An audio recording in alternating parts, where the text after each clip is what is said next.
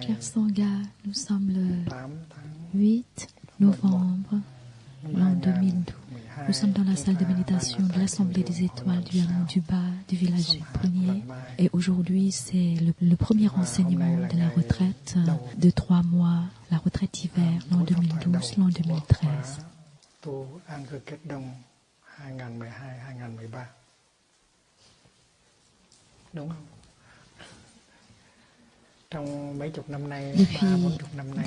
Depuis 40 ans, personne n'a posé la question à Thaï, d'où viennent les 10 mouvements de la pleine conscience et quel maître nous a transmis ces 10 mouvements de pleine conscience.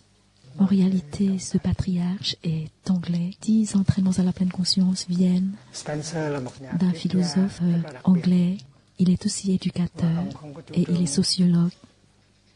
Il est un philosophe très particulier. Pour lui, il faut faire ce qu'on dit. Et c'est rare. Et Thaï a reçu ces 10 mouvements de pleine conscience de Spencer, mais Thaï a ajouté beaucoup. Premièrement, Thaï les rend plus fluides, plus souples. Deuxièmement, Thaï a combiné la respiration consciente avec chaque mouvement, ce qui n'est pas dans l'originel, dans les mouvements originels. On combine la respiration consciente avec les mouvements. Et troisièmement, on les rend continuels. Thaï les a rendus plus continuels. Par exemple, quand on fait un tour en inspirant, en expirant, on fait un tour comme ça. Et Spencer, le mouvement original de Spencer, c'est quand on expire, on fait le mouvement dans le sens opposé. Mais maintenant, Thaï nous propose de faire dans la même direction pour que ça continue et c'est comme ça on est plus à l'aise. Quand on expire, on continue dans la même direction et c'est pareil pour ce mouvement. Après avoir fait un tour, on ne fait plus le même mouvement dans le sens inverse, mais on continue pour que ça soit plus continuel. Et quatrièmement, il y a la pleine conscience. C'est ce qui est très particulier. Parce que, originellement, ces mouvements visent à une bonne santé. Mais ici, nous pratiquons la pleine conscience. On combine la pleine conscience avec ces mouvements. C'est pour ça qu'on les appelle mouvements de pleine conscience. Et cinquièmement, nous ne les faisons pas pour le futur, pour être heureux ou pour avoir une bonne santé dans le futur, mais on les fait pour être heureux même dans le moment présent. Pendant qu'on les fait, on les fait de manière qu'on soit heureux. On ne fait pas d'efforts, on ne travaille pas dur, on ne fait pas ces mouvements avec beaucoup d'efforts pour être plus heureux plus tard dans l'avenir. Quand on est en pleine conscience, on est heureux. Par exemple, quand Thaï soulève ses bras comme ça, en pleine conscience, Thaï voit beaucoup de choses. Par exemple, les personnes de la même génération de Thaï, la plupart, ils sont déjà partis, elles sont parties, et ceux qui restent sont très faibles et qui n'arrivent même pas à soulever leurs bras comme ça. Il y en a qui sont sur une chaise roulante et qui ne peuvent pas faire comme ça. C'est pour ça la pleine conscience nous rend heureux quand on soulève ses bras et on est heureux tout de suite, immédiatement, pas après les avoir faits. Par exemple, si on a une jambe cassée, on ne peut pas soulever sa jambe comme ça, mais sa jambe est guérie maintenant, est soignée.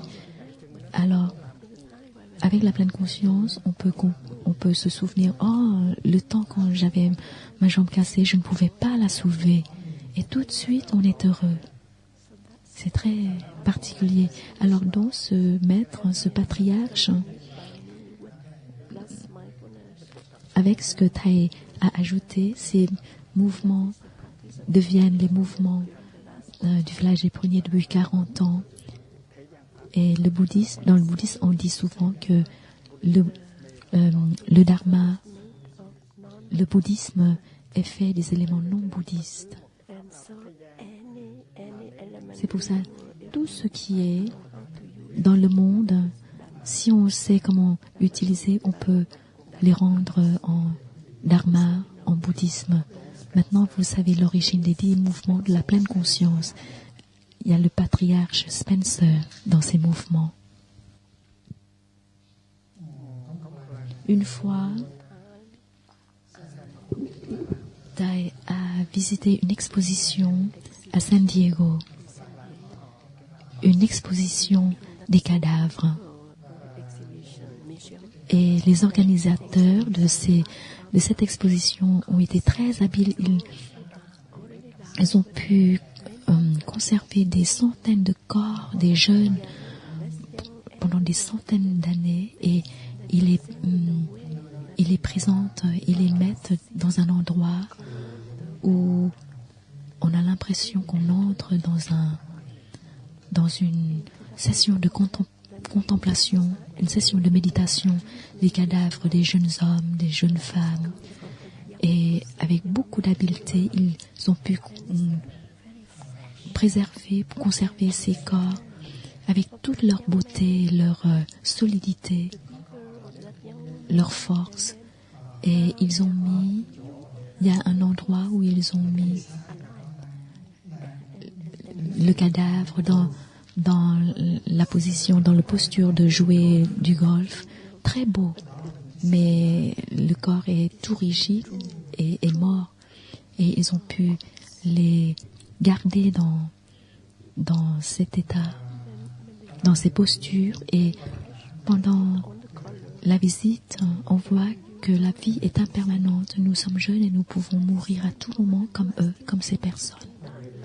Et c'est pour ça quand on a encore ce corps, cette santé, quand on peut encore marcher, sauter, quand on peut encore se courber, on est heureux. On n'attend pas jusqu'à ce que ce corps devienne rigide, comme ça, immobile. Ce sera un peu trop tard. C'est pour ça, la pleine conscience, on se souvient quand on est en pleine conscience. Et grâce à la pleine conscience, on chérit, on apprécie ce qu'on a. Et le bonheur est créé à partir de cette pleine conscience. C'est pour ça, au village des pruniers, on dit souvent que la pleine conscience est la source de bonheur. On ne cherche pas le bonheur dans l'argent, dans la célébrité, dans le pouvoir, dans le sexe, mais on trouve le bonheur dans la pleine conscience. C'est une source illimitée de bonheur. Quand on marche, quand on s'assoit, quand on s'allonge. Spencer enseigne que l'évolution des êtres humains et des autres espèces vient de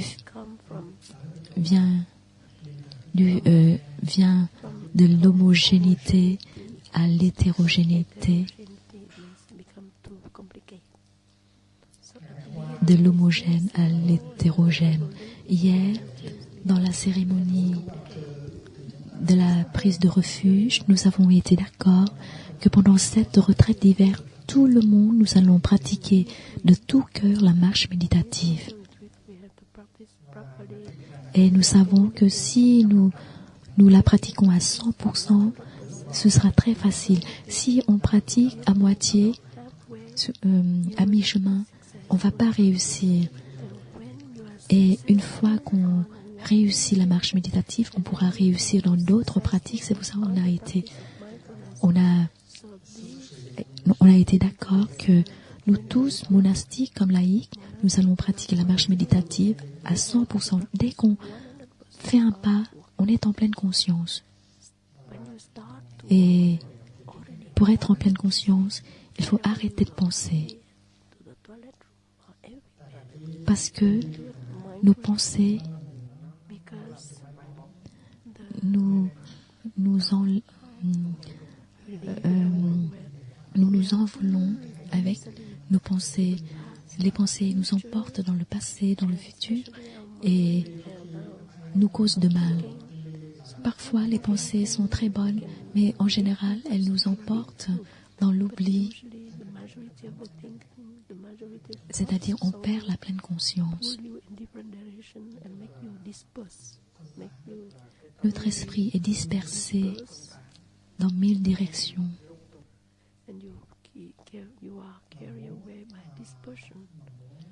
Et pour arrêter la pensée, la meilleure manière, c'est d'attacher notre mental à la respiration conscience. Avec la respiration conscience, au lieu de penser à 1001 choses, on dirige son mental à la respiration. Et la respiration est l'objet unique de notre attention. Et notre esprit se concentre sur un seul point. Nous faisons attention seulement à une chose. Et cette respiration, on la combine avec les pas. Alors en inspirant, l'inspiration suit un pas ou deux ou trois et l'expiration suit ou accompagne un ou deux ou trois pas. Et quand on attache son mental avec la respiration consciente, alors naturellement on arrête de penser et on peut s'établir dans la non-pensée pendant 5 minutes, 10 minutes, autant qu'on veut, aussi longtemps qu'on veut. Ceci, dans le Zen Soto, il est dit que la pensée, ce que nous ne pouvons pas penser, à quoi nous ne pouvons pas penser, comment peut-on penser? Penser ou réfléchir. De signifie penser et le signifie mesurer. Nous ne pouvons pas saisir la réalité avec les pensées.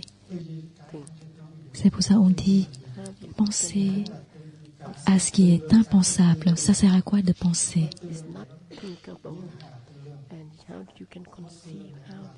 Ça sert à quoi de penser à ce qui est impensable? Alors, comment peut-on concevoir ou penser à ce qui est impensable, inconcevable? Donc, il ne faut pas penser.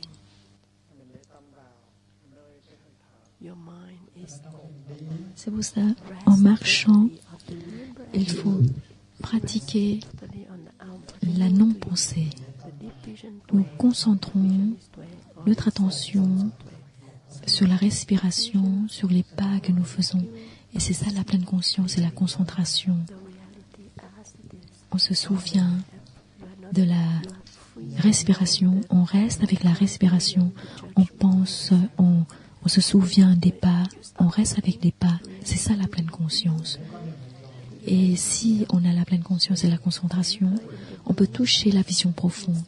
La vision profonde, c'est on est encore vivant, on fait des pas sur la terre-mère merveilleuse.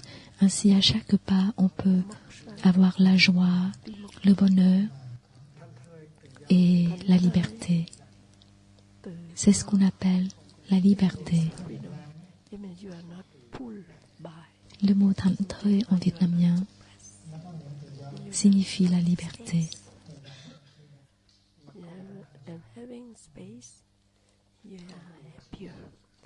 moksha.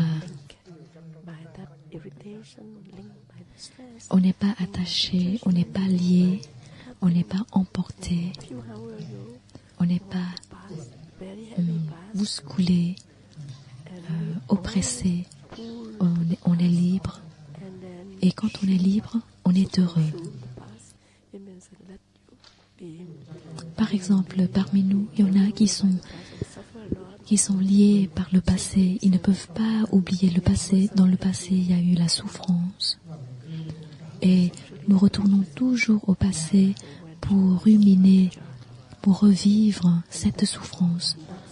On n'est pas libéré et on n'est pas libre. Par exemple, il y a quelqu'un, une jeune femme, qui a été violée quand elle était enfant. Et sa souffrance reste inscrite dans son corps et dans son cœur et dans sa vie quotidienne. Elle n'est pas capable de vivre le moment présent. Elle ne peut pas voir le ciel bleu, les nuages blancs, les oiseaux chantants. Elle ne l'entend pas. Elle n'entend pas le murmure des pins ou elle ne voit pas les fleurs épanouies. C'est parce qu'elle est complètement dominée par le passé. Alors,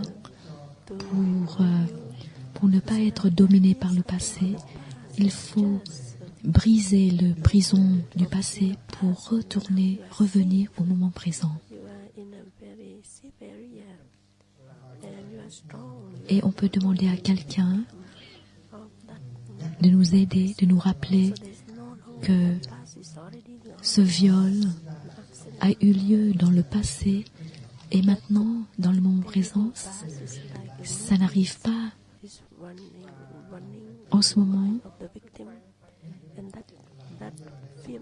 Il faut nous rappeler que ça, c'est le passé. En ce moment, il n'arrive pas. Il est arrivé dans le passé, mais ce passé est comme un film. Et ce film continue à se projeter et on regarde toujours ce film et puis on souffre et puis on pleure et puis on regarde et puis on pleure. Mais la réalité n'est plus ce film, c'est juste un film dans le moment présent.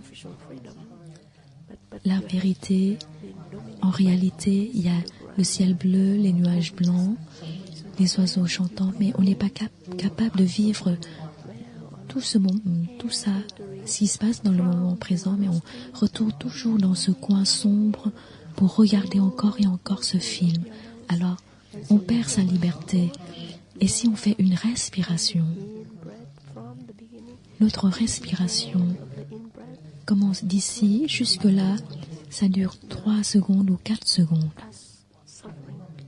Et si nous mettons tout notre esprit, tout notre cœur dans cette respiration, alors pendant toutes ces 4 secondes, on peut relâcher le passé. On est libre.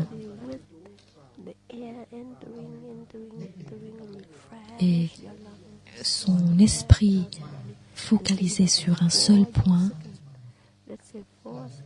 c'est ça. Notre esprit a un seul objet, qui est la respiration. Et pendant 4 secondes, si nous avons la pleine conscience et la concentration, et nous sommes totalement concentrés sur cette respiration, nous avons 4 secondes de liberté.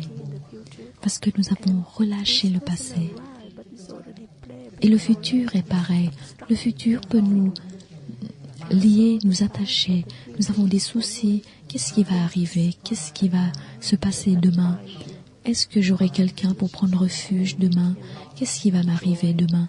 On se fait des soucis, on s'inquiète. Et le futur devient une prison.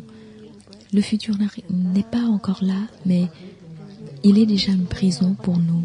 Alors le passé comme le futur sont des prisons et nous avons peur du futur. C'est pour ça quand nous commençons à respirer et nous sommes concentrés concentrer sur notre respiration. Alors 1 seconde, 2, 3, 4 secondes. Pendant toutes ces 4 secondes, nous relâchons complètement le passé, le futur, et nous sommes bien établis dans le moment présent. Parce que la respiration se passe dans le moment présent. Et quand nous sommes libres pendant 4 secondes, nous pouvons être libres pendant 8 secondes. Parce qu'en expirant, on fait la même chose. On est bien concentré sur l'expiration, mais on ne laisse pas son esprit retourner au passé ou au futur. C'est pour ça la pensée nous emporte en général dans le passé ou dans le futur. C'est pour ça arrêter de penser, c'est merveilleux. On devient libre. Alors donc la pleine conscience et la concentration nous aident à focaliser sur la respiration. Et quand nous sommes libres, nous pouvons être heureux. Nous ne pouvons pas être heureux sans la liberté. Ce bonheur, c'est quand nous sommes en contact avec ce qui est beau, ce qui est frais, ce qui est nourrissant, qui sont là dans le moment présent. C'est pour ça, chacune de nous est un soldat qui doit faire le combat pour utiliser une épée de la vision profonde pour briser tous les liens qui nous attachent au futur, au passé. Et la liberté, c'est notre pratique. On n'attend pas 10 ans pour l'avoir. On peut l'avoir tout de suite, plus ou moins.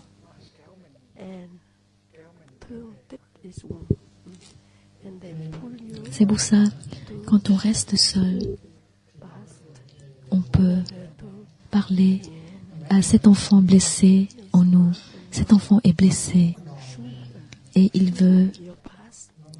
nous réclame, il nous sollicite, il nous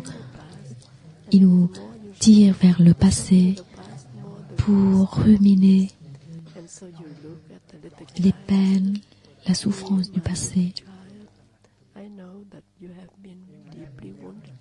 Alors il faut revenir à cet enfant, non pas pour être emporté par lui, pour être tiré par lui, mais pour lui parler. Cher enfant, je sais que tu es là. Tu demandes l'attention. C'est pour ça que je suis là pour toi. Tu es très blessé. Mais souviens-toi, je suis toi.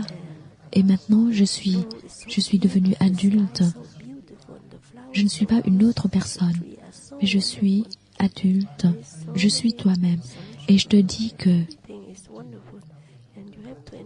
ta souffrance est le passé.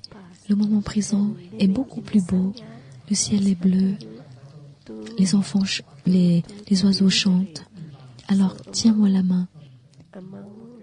Tiens ma main et nous allons nous promener. Il faut parler à cet enfant comme ça. Et la Sangha, nos amis pratiquants nous aident à faire ça. Nous nous soutenons pour sortir du prison, du passé et du futur pour nous établir dans le moment présent. Et chaque pas, comme chaque respiration sont capables de nous apporter la liberté. La liberté dans l'ici et le maintenant. Alors chacune de nous sommes soldats. La pleine conscience, la concentration et la vision profonde sont les épées très tranchantes qui peuvent trancher net les liens. C'est pour ça la respiration, nos respirations et nos pas peuvent être les coups d'épée qui tranchent net ces liens qui nous attachent au passé, au futur.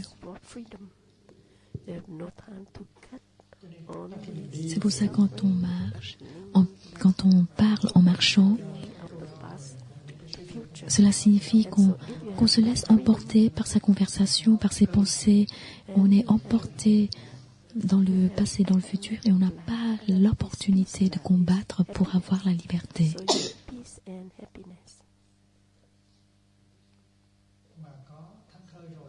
Et quand on a la liberté, on est en paix, on est heureux. Un signifie paix et l'air signifie bonheur. Nous savons que la paix et le bonheur ne sont pas lointains, qu'on peut atteindre après 5 ou 6 années de pratique. Non, chaque respiration qui est accompagnée de la pleine conscience et la concentration, ça nous apporte la paix et le bonheur parce qu'elle nous permet d'entrer en contact avec les merveilles de la vie, du moment présent.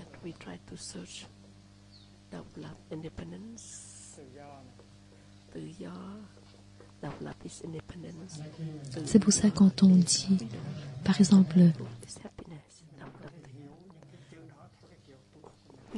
au Vietnam, les Vietnamiens disent que les 3 choses qu'ils cherchent, c'est l'indépendance, la liberté et le bonheur.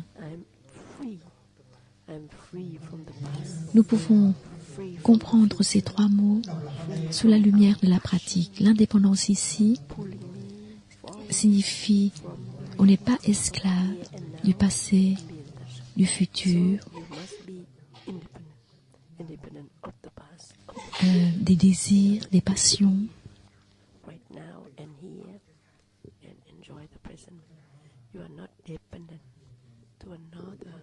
Et c'est le critère de base pour être heureux.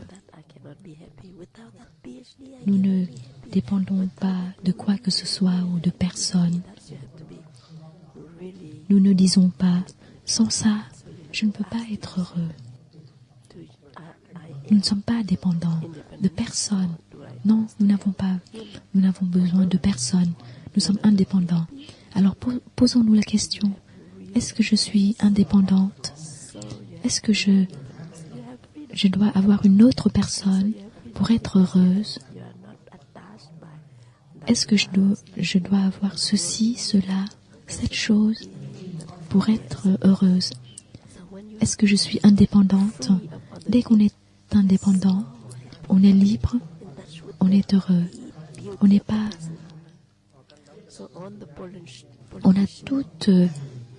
On a beaucoup d'espace. On peut entrer en contact avec toutes les merveilles de la vie. Les politiciens comprennent l'indépendance d'une autre manière et ils se battent pour l'indépendance, pour avoir l'indépendance, mais il semble qu'ils ne sont pas très heureux. En France, il y a liberté, fraternité, égalité.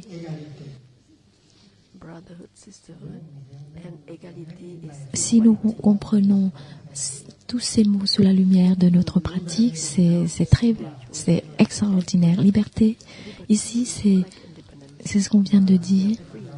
Et cette liberté, vis-à-vis de quoi? Liberté vis-à-vis des passions, du désespoir, de la souffrance, de la souffrance du passé et des soucis du futur. Est-ce que nous avons cette liberté ou bien nous combattons pour une autre sorte de liberté? Ici, ce n'est pas la liberté politique, mais c'est la liberté réelle dans notre vie quotidienne, la liberté spirituelle. Combien de liberté avons-nous? Il faut nous poser la question. Combien de liberté j'ai par rapport à ma souffrance, mes désirs, ma colère? Est-ce que je suis contrôlée par tout ça? Si je n'ai pas la liberté, je ne peux pas être heureuse. Et la liberté est une pratique, ce n'est pas un cadeau qui tombe du ciel ou qu'on reçoit par la poste, chronopost.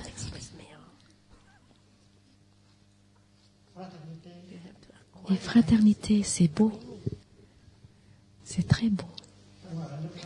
Mais en France, les politiciens, les éducateurs, les scientifiques, est-ce qu'ils cultivent la fraternité? Au village des Pruniers, nous savons que c'est ce qui est le plus important ici, parce que sans la fraternité, nous ne sommes pas nourris. Nous ne sommes pas nourris pour réaliser nos aspirations. C'est pour ça, ici, au village des Pruniers, tout ce que nous faisons, tout ce que nous disons, ont pour but de cultiver la fraternité. Parce que si on a la fraternité, on a tout. En 2005, quand Thai est retourné au Vietnam la première fois après 39 ans d'exil, et les journalistes lui ont demandé est-ce que vous voulez dire quelque chose? S'il vous plaît, parlez-nous de la situation du Vietnam, de ce que vous pensez. Et déjà, à l'aéroport de Charles de Gaulle, ils m'ont posé des questions. Je suis même pas montée dans l'avion, ils m'ont déjà interviewée. Et quand je suis arrivée au Vietnam, ils m'ont posé les mêmes questions. Et j'ai répondu, je viens d'arriver, je ne sais rien, je n'ai rien vu, je ne connais rien, qu'est-ce que je peux dire? Il faut rester longtemps pour voir des choses, pour expérimenter, pour avoir quelque chose à dire. Je viens d'arriver à peine et vous voulez que je dise quelque chose. Ah, mais il y a quelque chose que je peux dire. Ce que je peux dire, c'est la fraternité. Est-ce qui est le plus élevé? Ho Chi Minh a dit que il n'y a rien qui est plus précieux que l'indépendance et la liberté. Moi, je dis, il n'y a rien qui est plus précieux que la fraternité. Ho Chi Minh a dit ça, mais moi, je dis autrement. C'est la seule chose que je peux dire. À part ça, je ne peux rien dire. Et ça, c'est mon expérience, parce que sans fraternité, on ne peut rien faire.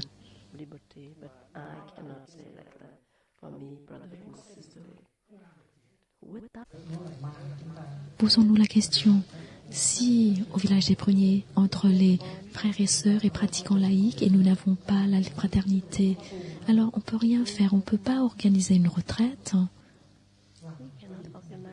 on ne peut rien faire. C'est pour ça la fraternité est ce qui est le plus important. Sans ça, on ne peut pas avoir l'indépendance et la liberté. Avec la fraternité, on a de l'amour, et cet amour nous nourrit. Et la première retraite monastique à Hue, au temple de Hieu, notre pagode mère, c'était sur le thème de comment cultiver la fraternité. Et la fraternité est l'essence d'une communauté de pratique. Regardons la communauté que le Bouddha a bâtie entre les grands frères. Les grands frères prenaient toujours soin des jeunes frères. Et ça a rendu le Bouddha très heureux. Et en français, le mot fraternité signifie aussi sangha. Ça signifie aussi une communauté de pratique. Quand nous avons un nombre de pères, de moines qui vivent ensemble, cette communauté s'appelle fraternité. C'est très beau. Et dans le bouddhisme, c'est pareil, il y a le mot, les 6 harmonies, une communauté heureuse, harmonieuse. C'est pour ça que le mot fraternité signifie une communauté de pratique.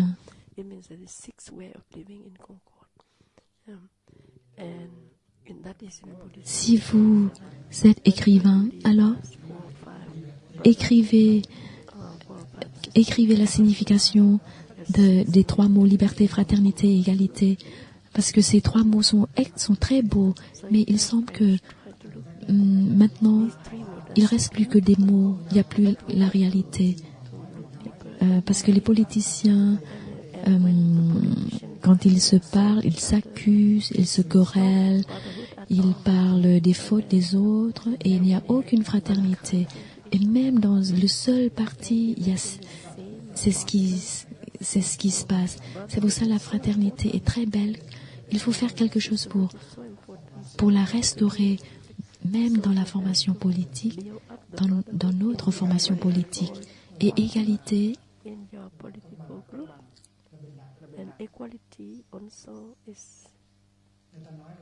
on dit que nous sommes nés égaux.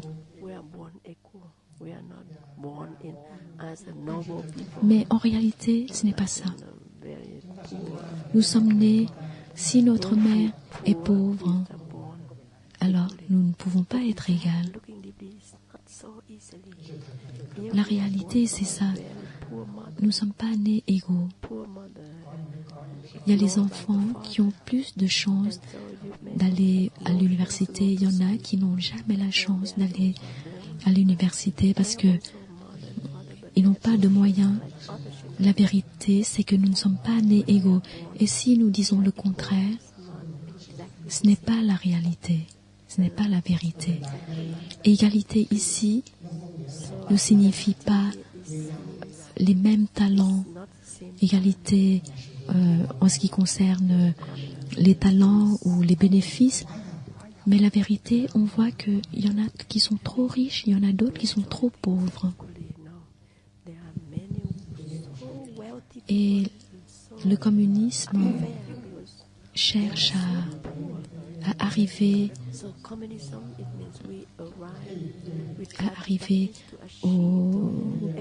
à la collectivité. Mais en ce moment, dans les pays communistes, les riches sont trop riches et les pauvres sont trop pauvres. Donc,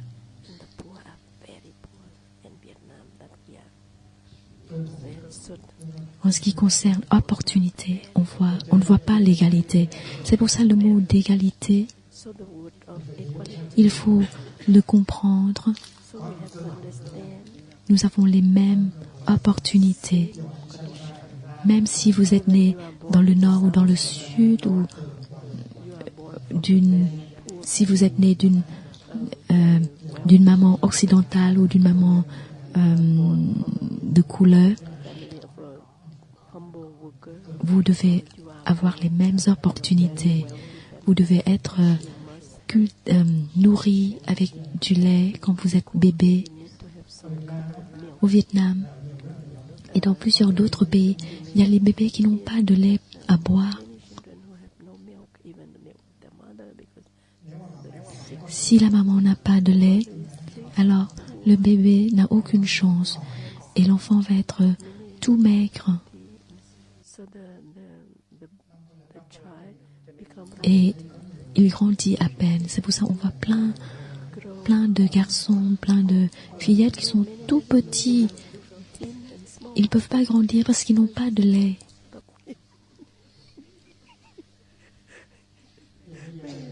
En ce moment,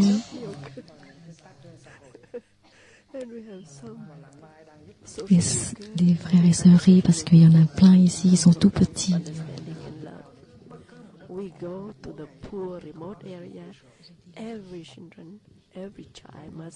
Alors notre rêve est tout petit, c'est comment faire pour que tous les bébés, tous les enfants aient un verre de lait. Si Tai avait assez de lait, il ne serait pas tout mince comme maintenant. Il ne serait pas tout maigre comme aujourd'hui. Et Tai a dit que c'est pour ça qu'on a envoyé de l'argent au Vietnam juste pour que les enfants, les bébés aient un verre de lait par jour. Un rêve très simple. C'est notre rêve. Il faut faire en sorte que tous les bébés soient correctement nourris, qu'ils aient du lait et qu'ils puissent aller à l'école. C'est notre rêve. Mais tous ces rêves Comment les réaliser? Si nous n'avons pas la fraternité, dès qu'on a la fraternité, on a beaucoup de force et on peut bien pratiquer.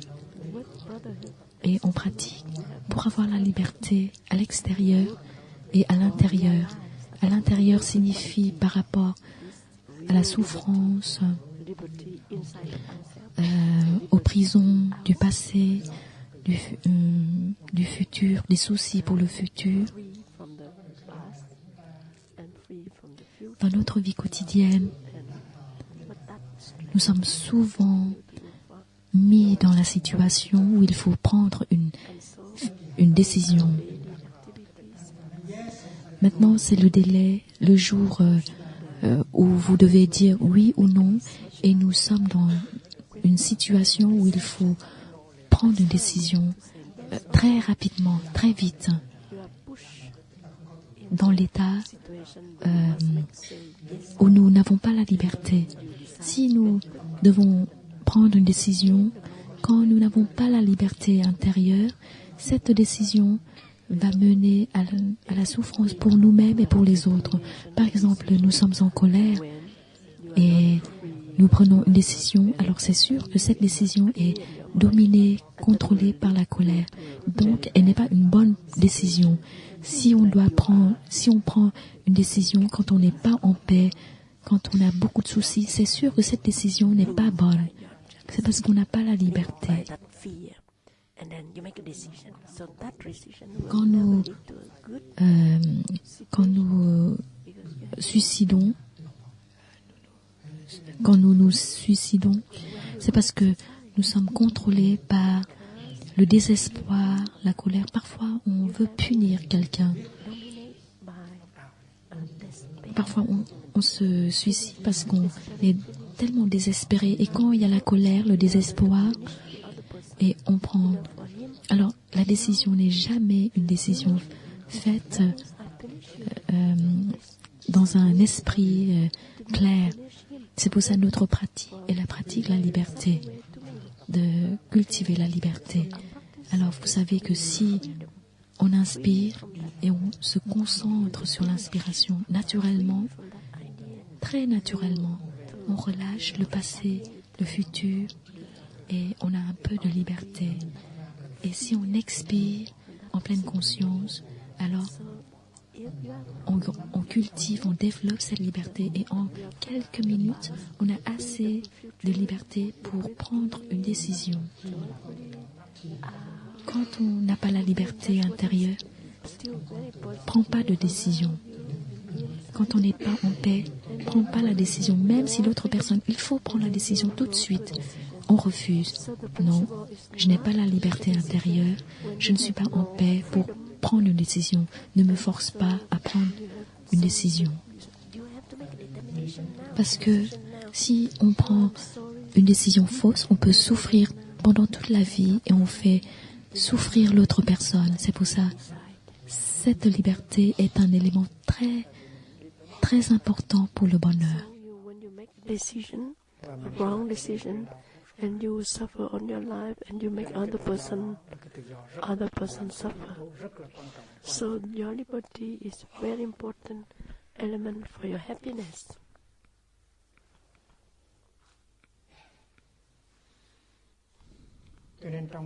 So, c'est pour ça, dans notre pratique, il y a la respiration consciente et la marche en pleine conscience. Et nous avons décidé que pendant cette retraite d'hiver, nous allons pratiquer la marche méditative correctement. Quand on marche, on arrête de penser, on arrête de parler et on amène, on met son esprit dans sa respiration, dans ses pas, et on peut entrer en contact ainsi avec toutes les merveilles de la vie parce qu'on est libre. Et à chaque pas qu'on fait, il y a la paix, le bonheur, la liberté, la paix.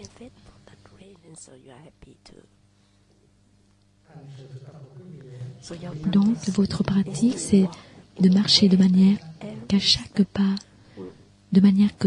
pas puisse générer la liberté, la paix et le bonheur. Et quand nous sommes en paix, quand nous sommes heureux à chaque pas qu'on fait, on sait qu'on pratique correctement. Et cette paix, cette liberté, ce bonheur sont déjà un commencement du nirvana. Dans les sutras, le nirvana est défini comme l'absence de souffrance. Souffrance comme colère, soucis, désespoir. Et le nirvana n'est pas lointain, n'est pas quelque chose d'illusoire. C'est quelque chose que nous pouvons toucher avec nos pas et notre respiration consciente. Et quand il faut dire quelque chose, on s'arrête et puis on dit à son gré. Et une fois qu'on finit de parler, on continue à marcher. On fait une chose à la fois. Une chose à la fois. Ne faites pas deux choses à la fois. N'attrapez pas les poissons avec vos deux mains. Et quand on voit quelqu'un, un pratiquant, qui oublie, alors on s'arrête, on la regarde, on lui sourit, on le salue. Il faut s'entraider.